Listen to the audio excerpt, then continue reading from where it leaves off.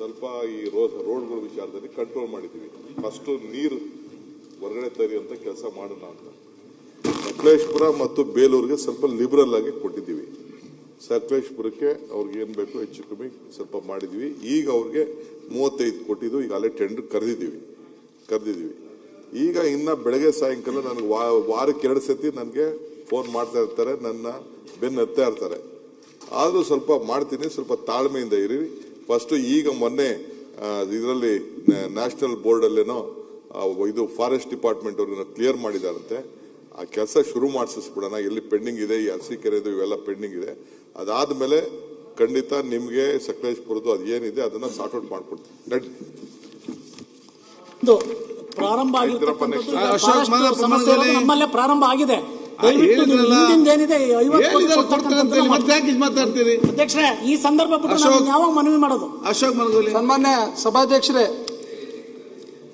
ಗುತ್ತಿ ಬಸವಣ್ಣ ಏತ ನೀರಾವರಿ ಯೋಜನೆಯ 1ರಿಂದ 147ನೇ ಕಿಲೋಮೀಟರ್ ಸ್ಕಾಡಾ ಗೇಟ್ ಅಳವಡಿಸುವ ಕುರಿತು ಸನ್ಮಾನ್ಯ ಉಪಮುಖ್ಯಮಂತ್ರಿಗಳು ಮತ್ತು ಬೃಹತ್ ನೀರಾವರಿ ಸಚಿವರಾದ ಡಿ.ಕೆ. ಶಿವಕುಮಾರ್ ಅವರ ಗಮನ ಸೆಳೆಯಲು ಬಯಸ್ತೇನೆ.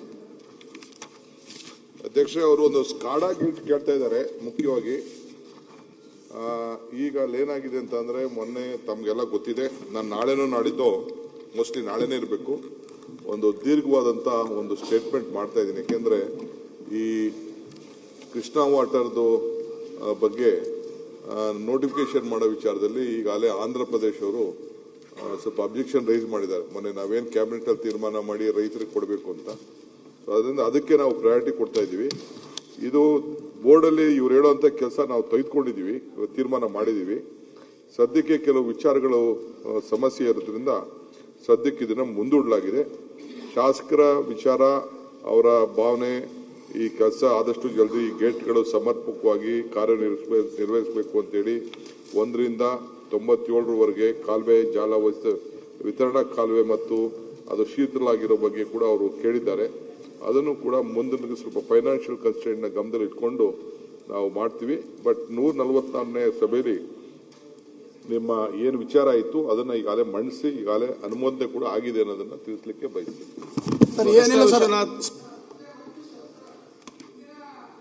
ಜಲ ನಿಗಮದ ಮಂಡಳಿ ಸಭೆಯಲ್ಲಿ ಅದು ಅನುಮೋದಿಸಿ ಅದಕ್ಕೆ ವಿಶೇಷವಾದ ಅನುದಾನ ಬಿಟ್ಟು ಮಂಜೂರು ಮಾಡಿಕೊಡ್ಬೇಕಂತೇಳಿ ಸನ್ಮಾನ್ಯ ಉಪಮುಖ್ಯಮಂತ್ರಿಗಳಲ್ಲಿ ನಾವು ಮನವಿ ಮಾಡ್ತೀವಿ. ವಿಶ್ವನಾಥ್. ಸನ್ಮಾನ್ಯ ಸಭಾಧ್ಯಕ್ಷರೇ, ಶಿವರಾಮ್ ಕಾರಂತ್ ಬಡಾವಣೆ ಈಗಾಗಲೇ ಬಹುತೇಕ ಕಾಮಗಾರಿ ಪೂರ್ಣಗೊಂಡಿದ್ದು ನಿವೇಶನಗಳನ್ನು ಹಂಚಿಕೆ ಮಾಡೋದು ಬಾಕಿ ಇದೆ. ಅದರಲ್ಲಿ ವಿಶೇಷವಾಗಿ ರೈತರಿಗೆ 40% ಬಹುತೇಕ ಯಾರು ಕ್ಯಾಶ್ ತಗೊಂಡಿಲ್ಲ. ಅವರೆಲ್ಲ ಕೂಡ ಕಾತರದಿಂದ ಕಾಯ್ತಾ ಇದ್ದಾರೆ. ನಿವೇಶನಗಳೇನಾದರೂ ಬಂದರೆ ಅದನ್ನು ವಿಲೇವಾರಿ ಮಾಡಿಕೊಂಡು ಅವ್ರ ಕಷ್ಟ ಸುಖಗಳನ್ನು ತೀರಿಸೋದಕ್ಕೆ. ಇದು ಇಷ್ಟನ್ನು ಕೂಡ ಸುಪ್ರೀಂ ಕೋರ್ಟ್ ಇಲ್ಲಿವರೆಗೂ ಮಾನಿಟರಿಂಗ್ ಮಾಡ್ತಾ ಇತ್ತು. ಈಗ ಹೈಕೋರ್ಟ್ ಮಾನಿಟರಿಂಗ್ ಮಾಡ್ತಾ ಇದೆ. ಈಗಾಗಲೇ ಉತ್ತರದಲ್ಲಿ ಕೊಟ್ಟೋ ರೀತಿಯಲ್ಲಿ ಹೈಕೋರ್ಟ್ ಸ್ಟೇ ಕೊಟ್ಟಿತ್ತು. ಯಾಕೆಂದ್ರೆ ರೈತರಿಗೆ ಕೊಡೋದಕ್ಕೆ ಮೊದಲು ರೈತರಿಗೆ ಕೊಡಬೇಕು, ಕೊಟ್ಟಿದ್ದಾದ್ಮೇಲೆ ನೀವು ಸಾರ್ವಜನಿಕರಿಗೆ ಕೊಡಿ ಅಂತೇಳಿ.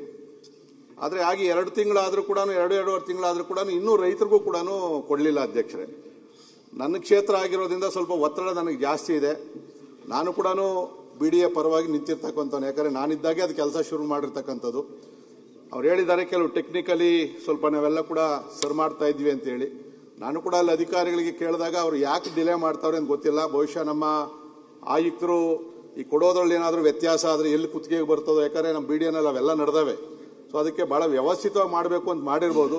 ಸೊ ಶೀಘ್ರದಲ್ಲಿ ಆ ರೈತರು ಕೂಡ ಕಾಯ್ತಾ ಇದ್ದಾರೆ. ಅದನ್ನು ಆದಷ್ಟು ಬೇಗ ನಮ್ಮ ಉಪಮುಖ್ಯಮಂತ್ರಿಗಳ ಅಧ್ಯಕ್ಷತೆಯಲ್ಲಿ ಅದನ್ನು ಅಲ್ಲೇ ಕೊಡ್ತಕ್ಕಂಥ ಒಂದು ವ್ಯವಸ್ಥೆಯನ್ನು ತಕ್ಷಣ ಮಾಡಬೇಕು. ಎರಡನೇದು, ಅದಾದಮೇಲೆ ಕೋರ್ಟು ತೀರ್ಮಾನ ಕೊಡ್ತದೆ, ಸಾರ್ವಜನಿಕರಿಗೆ ಕೊಡ್ತಕ್ಕಂಥದ್ದು ನಿಯಮಾನುಸಾರ ತಾವು ಕೊಡಲಿ. ಎರಡನೇದು, ನನಗಲ್ಲಿ ಗೊತ್ತಾಗಿರೋ ಪ್ರಕಾರ ಕಾರ್ನರ್ ಸೈಟ್ಗಳನ್ನು ಆಕ್ಷನ್ ಮಾಡ್ತಾರೆ. BDAಗೆ ಅದಕ್ಕೆ ಅಧಿಕಾರ ಐತೆ, ಅದು ಮಾಡ್ತಾರೆ, ಅದು ಅಲಾಟ್ ಮಾಡಲ್ಲ. ಆದರೆ ಇವತ್ತು 100 ಅಡಿ ರಸ್ತೆ, 80 ಅಡಿ ರಸ್ತೆ, 60 ಅಡಿ ರಸ್ತೆ ಏನು ಮಾಡಿದ್ದೀವಿ, ಆ ರಸ್ತೆಗೆ ಬರ್ತಕ್ಕಂಥದ್ದೆಲ್ಲ ಕೂಡ ರೈತರಿಗೆ ಅಲಾಟ್ ಮಾಡೋದಿಲ್ಲ, ಅದನ್ನು ಆಕ್ಷನ್ ಮಾಡ್ತೀವಿ ಅಂತಕ್ಕಂಥದ್ದೈತೆ. ಇಲ್ಲಿ ನಮ್ಮ ಉಪಮುಖ್ಯಮಂತ್ರಿಗಳು ಅದನ್ನ ಏನು ಅಂತಿಮ ತೀರ್ಮಾನ ಆಗಿಲ್ಲ ಅಂತ ಹೇಳಿದ್ದಾರೆ. ದಯವಿಟ್ಟು ಆ ರೈತರ ಜಾಗದಲ್ಲಿ ಕೊಡಬೇಕು ಅನ್ನೋದೊಂದು ಆಗಿದೆ ತೀರ್ಮಾನ ಅಂತ ಅನ್ಕೊಂಡಿದ್ದೀನಿ. ಅವ್ರಿಗೆ ಕಮರ್ಷಿಯಲ್ ಜಾಗ ಏನು 80 ಅಡಿ ಅವ್ರ ಜಾಗದಲ್ಲಿ ಬರ್ತದೆ ಅವ್ರಿಗೆ ಕೊಡಬೇಕು. ಕಾರ್ನರ್ ಸೈಟ್ ಆಕ್ಷನ್ ಮಾಡಲಿ. ನಾವು ಆ ಥರ 100 ಅಡಿ, 80 ಅಡಿ, 60 ಅಡಿ ಬಹಳಷ್ಟು ರಸ್ತೆಗಳವೆ ಅಲ್ಲಿ. ಅವೆಲ್ಲ ಆಕ್ಷನ್ ಮಾಡ್ಕೊಂಡು ಹೋಯ್ತು ಅಂತಂದ್ರೆ ಸೈಟ್ಗಳೇ ಶಾರ್ಟೇಜ್ ಆಗ್ತದೆ. ಸೊ ನನ್ನ ವಿನಂತಿ ಇರ್ತಕ್ಕಂಥದ್ದು, ದಯವಿಟ್ಟು ನಾವು BDA no profit no loss ಅಲ್ಲಿ ಮಾಡಬೇಕು ಅಂತಕ್ಕಂಥ ಸಂಸ್ಥೆ ಅದು. ಅದ್ರಲ್ಲಿ ನಾವು ಬಹಳ ಲಾಭ ಮಾಡುವಂಥದ್ದು ಬೇಡ, ಲಾಭ ಬರ್ತದೆ. ಈಗ ಒಳ್ಳೆ ಬೆಲೆ ಕೂಡ ನಿಗದಿಯನ್ನು ಮಾಡಿದ್ವಿ, ಮತ್ತೆ ಒಳ್ಳೆ ರೇಟು ಕೂಡ ಐತೆ, ಜನ ತಗೊಳಕ್ಕೆ ರೆಡಿ ಆಗಿದ್ದಾರೆ. ಸೊ ನಾನು ಉಪಮುಖ್ಯಮಂತ್ರಿಗಳಲ್ಲಿ ಮನವಿ ಮಾಡ್ಕೊಳ್ತಕ್ಕಂಥದ್ದು, ದಯವಿಟ್ಟು ತಕ್ಷಣ ತಾವು ಇಂಟರ್ವ್ಯೂನ್ ಆಯಿತು ಅಂತಂದ್ರೆ 2-3 ದಿನದಲ್ಲಿ ಆಗೋಗ್ತದೆ, ಅದನ್ನು ಅಲಾಟ್ ಮಾಡ್ರಿ. ಮತ್ತು ಈ 60-80 ಎಷ್ಟೇ ಅಡಿ ರಸ್ತೆ ಇದ್ರೂ ಕೂಡ ರೈತರಿಗೆ ಅವರವ್ರ ಜಾಗದಲ್ಲಿ ಅಲ್ಲಿ ಕೊಡಬೇಕು, ಅದನ್ನು ಕಮರ್ಷಿಯಲ್ ಆಗಿ ಆಕ್ಷನ್ ಮಾಡುವಂಥದ್ದು ಬೇಡ ಅಂತಕ್ಕಂಥದ್ದು ನನ್ನ ವಿನಂತಿ. ಅಧ್ಯಕ್ಷರೇ, ನಮ್ಮೆಲ್ಲದಕ್ಕಿಂತ ಜಾಸ್ತಿ ವಿಶ್ವನಾಥ್ ಅವ್ರಿಗೆ ಡಾಕ್ಟರೇಟ್ ತಗೊಂಡಿದ್ದಾರೆ. ಅವರು BDA ಚೇರ್ಮನ್ರು ಇದ್ರು, ಅವ್ರ ಕ್ಷೇತ್ರನೂ ಇದೆ, ಅವ್ರ ಭೂಮಿಗಳು ಇದೆ, ಎಲ್ಲ ಇದೆ. ಇದು ಶಿವರಾಮ್ ಕಾರಂತ್ ಲೇಔಟ್ ಆಗಿದ್ದಾರೆ. ಅವರು ಪಾಪ ನಿಂತ್ಕೊಂಡೆಲ್ಲ ಲೇಔಟ್ ಎಲ್ಲ ಮಾಡಿಸಿದ್ದಾರೆ. ಇಲ್ಲಿ ಒಂದೇ, ಈಗ ಲೇಔಟ್ ತೆಗೆದುಕೊಂಡಾಗ ಲೇಔಟ್ ಮಾಡಿದಾಗ ಅವ್ರದೇ ಭೂಮಿಲಿ 60-40 ಬರ್ತದೆ, 80 ಫೀಟ್ ಬರ್ತದೆ ಅಂತ ಹೆಂಗೆ ನಾವು ನಿಗದಿ ಮಾಡಕ್ಕಾಗ್ತದೆ? ನಾವು ಲೇಔಟ್ಗೆ ಅಂತ ತಗೊಂಡಿದ್ದೀವಿ. ಒಂದು ಬರೀ ಅವನ ಜಮೀನಲ್ಲಿ ಮಾತ್ರ, ಒಬ್ಬ ಮುಂದೆಗಡೆ ಇರೋ ಜಮೀನು ಮಾತ್ರ ನಾವು ಕೊಟ್ಬಿಟ್ಟು ಲೇಔಟ್ ಮಾಡ್ಬೇಕಾದ್ರೆ ನಂಗೆ ಎಲ್ಲಿ ಬೇಕಾದ್ರೂ ನಾವು ಮಾಡ್ಬೋದಲ್ಲ, ಆ ರೀತಿ ಮಾಡೋಕ್ಕಾಗಲ್ಲ. ಬಹುಶಃ ನಾನು ಕೂಡ ಆದಷ್ಟು ಅವ್ರ ಜಮೀನಲ್ಲೇ ಜಮೀನು ಕೊಡಬೇಕು ಅಂತ ಮಾಡ್ತಾ ಇದ್ವಿ. ಈಗ ಏನಾಗಿದೆ ಅಧ್ಯಕ್ಷರೇ, 2017ರಿಂದ ಲಿಟಿಗೇಷನ್ ಆಗಿದೆ. ಸುಮಾರು ಒಂದು 10,000 ಕೋಟಿ ರೂಪಾಯಿ ಇನ್ವೆಸ್ಟ್ಮೆಂಟ್ ಆಗಿದೆ. ಈಗ ಇವತ್ತವರೆಗೂ 10,000 ಕೋಟಿ ರೂಪಾಯಿ ಇನ್ವೆಸ್ಟ್ಮೆಂಟ್ ನಾವು ಅಪ್ಲಿಕೇಶನ್ ತಗೊಳಕ್ಕೂ ಆಗಿಲ್ಲ. ಪಾಪ ರೈತರು ಕೊಡೋಕ್ಕಾಗಿಲ್ಲ. ಮೊನ್ನೆ ನಾನೇ ಕೋರ್ಟಲ್ಲಿ ಪ್ರೆಷರ್ ಮಾಡಿ ಕೋರ್ಟ್ ಅವರು 1-2 ತಿಂಗಳಿಂದ ಪರ್ಮಿಷನ್ ಕೊಟ್ಟಿದ್ದಾರೆ. ಅದೊಂದು ಸಾಫ್ಟ್ವೇರ್ ಡೆವಲಪ್ಮೆಂಟ್ ಮಾಡ್ತಾ ಇದೀವಿ, ಅಲ್ಲಲ್ಲೇ ಕೊಡಬೇಕು ಅಂತ. ನಿಮ್ಗೆ ಆಸೆ ಇರ್ಬೋದು, ಆಯ್ತಪ್ಪ 60-40ಗೆ ಮೈನ್ ರೋಡ್ ಕೊಡಿ ಅಂತ. ಎಲ್ಲರಿಗೂ ಮೈನ್ ರೋಡ್ ಕೇಳಿದ್ರೆ ಹೆಂಗ್ ಕೊಡಕ್ಕಾಗ್ತದೆ? ನಾವು ಲೇಔಟ್ ಮಾಡಿರೋರು ಅವನ ಜಮೀನಲ್ಲಿ ಮಾತ್ರ 80 ಫೀಟ್ ಮಾಡ್ದು ಅಂತ ಅಂದ್ಬಿಟ್ಟು ಅವ್ನ್ ನ್ಯಾಯ ಮಾಡಿ ಇನ್ನೊಬ್ಬನ ಜಮೀನು ಹಿಂದೆಗಡೆ ಇರೋನಿಗೆ 80 ಫೀಟ್ ಮಾಡ್ಬೋದಾಯ್ತಲ್ಲ. ಇವೆಲ್ಲ ಸಮಸ್ಯೆ ಇದೆ. ವರ್ಷಕ್ಕೆ ನಮಗೆ ಸುಮಾರು 1,000 ಕೋಟಿ ರೂಪಾಯಿ ಲಾಸ್ ಆಗ್ತಾ ಇದೆ. ಕೋರ್ಟ್ ಅವರು ನಮಗೆ ಪಬ್ಲಿಕ್ ಅಪ್ಲಿಕೇಶನ್ ತೆಗೆದುಕೊಳ್ಳಕ್ಕೆ ಬಿಡದೇ ಇರೋದ್ರಿಂದ ವರ್ಷಕ್ಕೆ ಬರೀ ಬಡ್ಡಿನೇ ನಮಗೆ 1 ಕೋಟಿ ರೂಪಾಯಿ ನಮಗೆ ಲಾಸ್ ಆಗ್ತಾ ಇದೆ. ಸುಮಾರು 1,000 ಕೋಟಿ ರೂಪಾಯಿ ಅಷ್ಟು ಲಾಸ್ ಆಗ್ತಾ ಇದೆ. ಸೊ ಈ ಹಿನ್ನೆಲೆಯಲ್ಲಿ ಕೋರ್ಟ್ಗೂ ಕೂಡ ಈಗ 13ನೇ ತಾರೀಕಿದೆ, ನಾನು ಕೋರ್ಟ್ಗೂ ಕೂಡ ಅಫಿಡವಿಟ್ ಫೈಲ್ ಮಾಡಿಸ್ತಾ ಇದ್ದೀನಿ, ನಮಗೆ ಪರ್ಮಿಷನ್ ಕೊಡಿ ಅಂತ. ಆಗ ಅಪ್ಲಿಕೇಶನ್ ತಗೊಂಡ್ರೆ ಬೇಕಾದಷ್ಟು ದುಡ್ಡು ಬರ್ತದೆ. ರೈತರಿಗೆ ಏನಂದ್ರೆ ಕೆಲವರು ಏನ್ ಮಾಡ್ತಾ ಇದ್ದಾರೆ ಅಂದ್ರೆ, ಒಂದು ನಮಗೆ ರಿಕ್ವೆಸ್ಟ್ ಮಾಡಿದ್ದಾರೆ ಸುಮಾರು ಜನ, ಒಂದೇ ಜಾಗದಲ್ಲಿ ನಮ್ಗೆ ಕೊಡಿ, ಬಲ್ಕ್ ಅಲಾಟ್ಮೆಂಟ್. ಬಲ್ಕ್ ಅಂತ ಅಂದ್ರೆ ಒಂದೇ ಜಾಗದಲ್ಲಿ ಕೊಡಿ, ನಾವೇನಾದ್ರು ಫರ್ದರ್ ನಮ್ಗೆ ಅನುಕೂಲ ಆಗ್ತದೆ, ಬಿಡಿ ಸೈಟ್ ಕೊಡಕ್ ಹೋಗ್ಬೇಡಿ ನೀವು ಅನ್ನೋದು ಕೂಡ ಕೆಲವರು ಕೊಟ್ಟಿದ್ದಾರೆ. ಅದನ್ನ ನಾನು ಎಕ್ಸಾಮಿನ್ ಮಾಡ್ತಾ ಇದ್ದೀನಿ. ಒಂದು 4-5 ದಿನದಲ್ಲೇ ನಾನು ತೀರ್ಮಾನ ಮಾಡ್ತೀನಿ ಯಾವ ರೀತಿ ಕೊಡ್ಬೋದು ಅನ್ನೋ ದೃಷ್ಟಿಯಿಂದ. ಯಾಕೆಂದ್ರೆ 9,600 ಏನು ಸೈಟ್ ಏನ್ ಕೊಡಬೇಕು ಅಂತ ಇದೆ, ಅದ್ರಲ್ಲಿ ನಮ್ದೇನು ತಗರಾಲೇನಿಲ್ಲ. 9,600 ನಾವು ಕೊಟ್ಬಿಡೋಣ, ಏನ್ ತೊಂದರೆ ಇಲ್ಲ. ಬಟ್ ನೀವ್ ಹೇಳ್ತಾರೆ ಈಗ ಮೈನ್ ರೋಡ್ ಕೊಡಬೇಕು ಅಂತ, ಅವ್ರಿಗೆ ಮಾತ್ರ ಎಲ್ಲಿಗೆ ಬರ್ತದೆ ಅವ್ರಿಗೆ ಮೈನ್ ರೋಡ್, ಬಟ್ ಹಿಂದೆ ಇರೋನ್ಗೆ ನಾವೇನ್ ಮೋಸ ಮಾಡ್ಬೇಕು? ಹಂಗ್ ಮಾಡಕ್ ಆಗಲ್ಲ. ಸೊ BDAನು ಉಳಿಬೇಕು. ಈಗ ಹಿಂದೆ ಎಲ್ಲ ಏನ್ ಮಾಡಿದೀವಿ, BDA ಬಂದಂತ ದುಡ್ಡನ್ನ ಕಾರ್ಪೊರೇಷನ್ ಉಪಯೋಗಿಸಿದೀವಿ. ಹಿಂದೆಯಿಂದ ಕಾಲದಿಂದ ಕೂಡ ನಾವು BDA ಬಂದ ದುಡ್ಡನ್ನ ಕಾರ್ಪೊರೇಷನ್ ಉಪಯೋಗಿಸಿದ್ವಿ. ಸೊ ಇದನ್ನ BDA ಉಪಯೋಗ ಇದನ್ನ.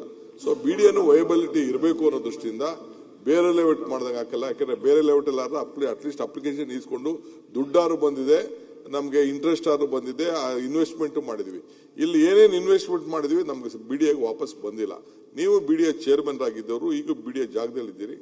ನೋಡೋಣ, ನಿಮ್ಮ ಹತ್ರ ಕೂಡ ಮಾತಾಡಿ ಇದಕ್ಕೊಂದು ಯಾವ ರೀತಿ ಒಂದು ವಯಬಲ್ ಮಾಡಕ್ ಆಗ್ತದೆ, ರೈತರಿಗೂ ಅನುಕೂಲ ಆಗ್ಬೇಕು, BDAಗೂ ಉಳ್ಕೊಳ್ಬೇಕು. ಆ ದೃಷ್ಟಿ ಒಂದು ನಿಮ್ಮ ಹತ್ರ ಕರೆದು ಕೂತ್ಕೊಂಡು ಮಾತಾಡಿ ಸದ್ಯದಲ್ಲೇ ಒಂದು ತೀರ್ಮಾನ ಮಾಡ್ತೀನಿ. ಇಲ್ಲ ಶಿವಕುಮಾರ್ ಅವರು, ಶಿವಕುಮಾರ್ ಅವರ ವಿಶ್ವನಾಥ್ ಪ್ರಶ್ನೆ ನೀವು ಹೇಳಿದ್ದು ಎಲ್ಲ ಹೇಳಿದ್ರಿ. ಅಲ್ಲಿ ಟೆಕ್ನಿಕಲ್ ಬಂದಾಗ, ಟೆಕ್ನಿಕಲ್ ಪಾಯಿಂಟ್ ಬಂದಾಗ ಅದನ್ನ ಹಂಗೆ ಜಾರಿಸ್ಬಿಟ್ರಿ.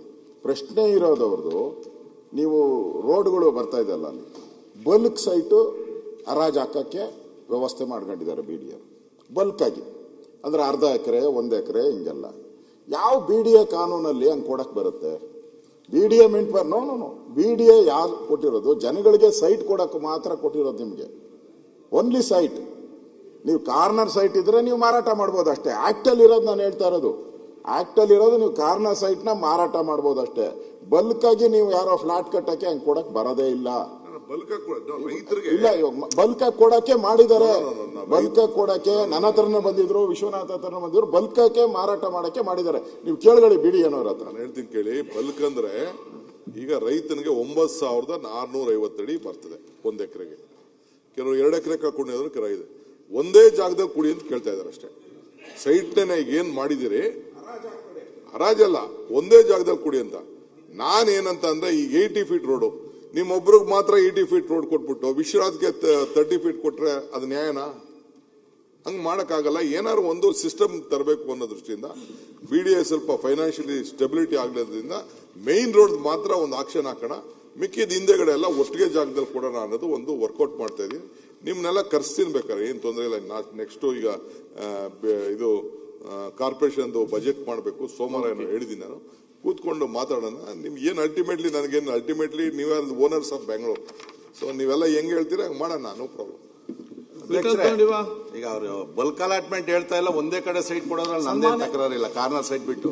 ಅಲ್ಲಲ್ಲ, ಏನಾಗ್ತದೆ ಕೆಲವು ರೈತರು ಏನ್ ಮಾಡ್ತಾರೆ ಅಂತ ಅಂದ್ರೆ ಈಗ ಎಲ್ಲೆಲ್ಲೋ ಸೈಟ್ ಕೊಡೋದು 9,600 ಅಂತ 5 ಕಡೆ ಸ್ಪ್ಲಿಟ್ ಮಾಡಕ್ ಆಗಲ್ವಲ್ಲ, ಒಂದೇ ಕಡೆ ಕೊಡ್ರಿ. ಅದಕ್ಕೆ ಒಂದೇ ಕಡೆ ಕೊಡೋಣ, ನೋ ಪ್ರಾಬ್ಲಮ್. ನಂದೇನ್ ತಕರಾರಿಲ್ಲ, ರೈತರದು ತಕರಾರಿಲ್ಲ. ರೈತರು ಏನು ಅಂದ್ರೆ ಈಗ ನಾವು ಕೆಂಪೇಗೌಡ ಲೇಟಲ್ಲಿ MER ದೊಡ್ಡ ರೋಡ್ ಮಾಡಿದ್ವಿ, ಯಾವ್ದು ಆಕ್ಷನ್ ಮಾಡಿಲ್ಲ, ಎಲ್ಲ ಅಲಾಟೆ ಮಾಡಿರುವಂತದ್ದು. ಸರಿಯಪ್ಪ, ಈ ತರ 100 ಫೀಟ್ ರೋಡ್ಗೆ ಅದಕ್ಕೆ ಆಕ್ಷನ್ ಮಾಡಿ, ಕಾರ್ನರ್ ಆಕ್ಷನ್ ಮಾಡಿ. ಮೇನ್ ರೋಡ್ ಕೊಟ್ಬಿಟ್ರೆ ಸೈಟ್ ನ ಸರಿ, ಇನ್ಫ್ಲೂಯೆನ್ಸ್ ಇರೋನು ಮೇನ್ ರೋಡ್ ತಗೋತಾನೆ. ಇನ್ಫ್ಲೂಯೆನ್ಸ್ ಬೇಡ, ಅದನ್ನೇ ನೀವೇ ಇನ್ಫ್ಲೂಯೆನ್ಸ್ ಕಮಾನ್. ಇನ್ಫ್ಲೂಯೆನ್ಸ್ ಇರೋರು ಮಾತ್ರ ಮೇನ್ ರೋಡ್ ಹಂಗಾಗಿರೋದು ಕೆಂಪೇಗೌಡ ಲೆವೆಟ್ ಹೇಳೋದು. ಈಗ ಬೇಕಾದವ್ನು ಇರೋನು ಸರ್ ಅವ್ರವ್ರ ಜಾಗದಲ್ಲಿ ಕೊಡ್ಬೇಕು ಅನ್ನೋ ತಾವೊಂದು ತೀರ್ಮಾನ ಮಾಡಿದಿರಿ, ಅದು ಒಳ್ಳೆ ತೀರ್ಮಾನ. ಅವ್ರವ್ರ ಜಾಗದಲ್ಲಿ ಕೊಡ್ಲಿಲ್ಲ ಅಂದ್ರೆ ಶುರು ಆಗ್ತದೆ, ಮತ್ತೆ ನೀವು ಏಜೆಂಟ್ ಶುರು ಆಗ್ತಾರೆ, ನನ್ಗೆ ಈ ರೋಡಲ್ಲಿ ಕೊಡು, ಈ ರೋಡಲ್ಲಿ ಕೊಡು, ಇದೇ ಆಗುವಂತದ್ದು. ಅದಕ್ಕೆ ಅವ್ರವ್ರ ರೈತರ ಜಾಗದಲ್ಲೇ ಏನ್ ಸರ್ವೆ ನಂಬರ್ ಐತೆ, ಮೊದಲು ನಾನು ಬೋರ್ಡ್ ಅಲ್ಲಿ ಇದ್ದಾಗೂ ಒಂದು ತೀರ್ಮಾನ ಮಾಡಿದ್ವಿ, ತಮಗೂ ಗೊತ್ತಿರ್ತದೆ. ಅವ್ನ ಸರ್ವೆ ನಂಬರ್ ಏನಿದೆಯೋ ಫಸ್ಟ್ ಅಲ್ಲಿ ಕೊಡ್ರಿ, ಅವನ ಜಾಗದಲ್ಲಿ. ಅವ್ನಿಗೆ ಏನು ಮಾಡಕ್ಕಾಗಲ್ಲ, 100 ಫೀಟ್ ಬರಲಿಲ್ಲ ಅಂದ್ರೆ 40 ಫೀಟ್ ರೋಡ್ ಐತೆ, ಅವನ ಅದೃಷ್ಟ ಅದ್ರದ್ದು. ಈಗ ನನ್ ಜಾಗ ಅಂತ ಅನ್ಕೊಡ್ರಿ, 100 ಫೀಟ್ ರೋಡ್ ಹೋಗೈತೆ, ಕೊಡ್ರಿ, ನನ್ನ ಅದೃಷ್ಟ, ಏನ್ ಮಾಡಕ್ಕಾಗ್ತದೆ. ಒಂದು ವಿಶ್ವನಾಥ್, ನೀವು ಚೇರ್ಮನ್ ಇದ್ದೀರಿ, ಅಲ್ಲಿ MLA ಇದ್ದೀರಿ, ನಿಮ್ನ ಕರ್ಸ್ತೀನಿ, ಕೂತ್ಕೊಳ್ಳೋಣ BDAಲಿ, ಕೂತ್ಕೊಂಡು ತೀರ್ಮಾನ ಮಾಡೋಣ. ಆಗ್ಲಿ, interest of BDA, in the interest of ರೈತರು. ಅಲ್ಲ, ಈಗಲೂ ನಾನು BDA ಪರವಾಗಿ ನಿಂತಿದ್ದೀನಿ ಸರ್, ನಿಮ್ಗೂ ಗೊತ್ತು. ವಿಜಯಪುರ ಜಿಲ್ಲೆ ಚರ್ಚಾಣ ತಾಲೂಕಿನ ನೀವರ್ಗಿ ಗ್ರಾಮಕ್ಕೆ ಮೊರಾರ್ಜಿ ದೇಸಾಯಿ ವಸತಿ ಶಾಲೆಯನ್ನ ಮಂಜೂರು ಮಾಡುವ ಬಗ್ಗೆ ಮಾನ್ಯ ಮುಖ್ಯಮಂತ್ರಿಗಳ ಗಮನ ಸೆಳೆಯಲು ಬಯಸುತ್ತೇನೆ. ಯಾರು? ಹೆಚ್ಚಿನ ವಿಡಿಯೋಗಳಿಗೆ ಪ್ರತಿಧ್ವನಿ ಯೂಟ್ಯೂಬ್ ಚಾನೆಲ್ ಸಬ್ಸ್ಕ್ರೈಬ್ ಮಾಡಿ, ಬೆಲ್ ಐಕಾನ್ ಕ್ಲಿಕ್ ಮಾಡಿ.